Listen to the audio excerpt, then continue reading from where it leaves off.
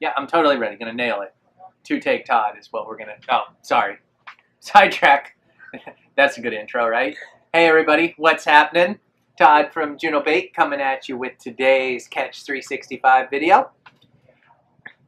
A little bit ago in this, I don't know if it was a week ago, all these days are running together for me, but I talked about some basic maintenance and care of your spinning reel that you want to do to extend the life of it. Today, I want to talk about a few of those things that relate to a Leverdrag reel. I'm holding a TLD 20 here, but the Leverdrag maintenance would go for any Leverdrag out there, a Penn International, a Shimano Tiagra, any of the Daiwas, you name it. All these things will carry over.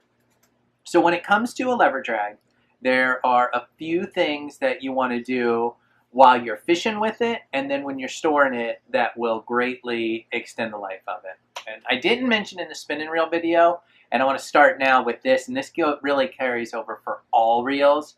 As far as having your reels maintained and professionally serviced, depending on the amount of time that you fish your reels, if you use them a lot, if you're fishing, 2, 3, 4 times a week, it's going to be a good idea to have your reels professionally serviced, or if you, get adventurous and want to open them yourself, you're going to want to do that every roughly 3 to 6 months.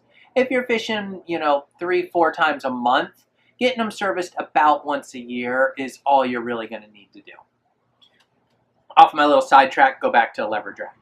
So, with a Leverdrag, before you go fishing, take and make sure you have your drag roughly set with where you want it to be. So put it in strike, you can test it with the scale or just by feel. Get a feel that your drag is about where you want it. So that way, while you're fishing, when you've got that drag range, you aren't going to have to get into adjusting the drag.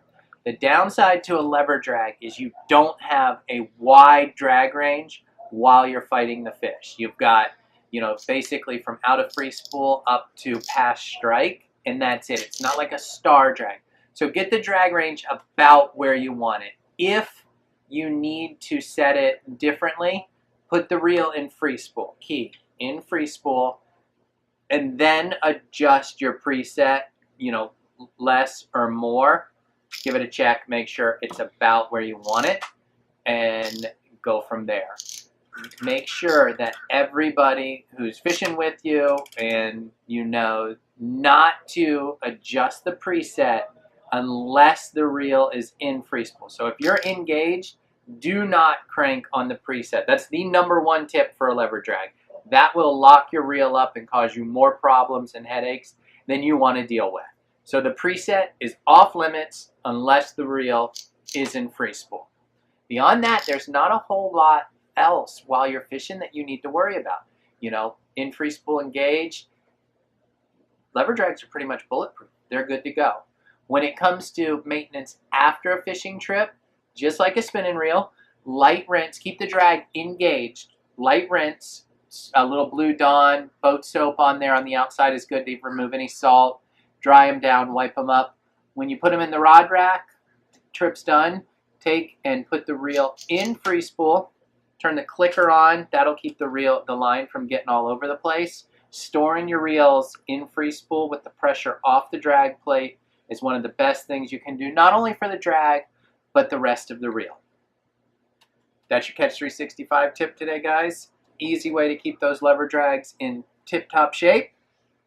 As always, thanks for watching.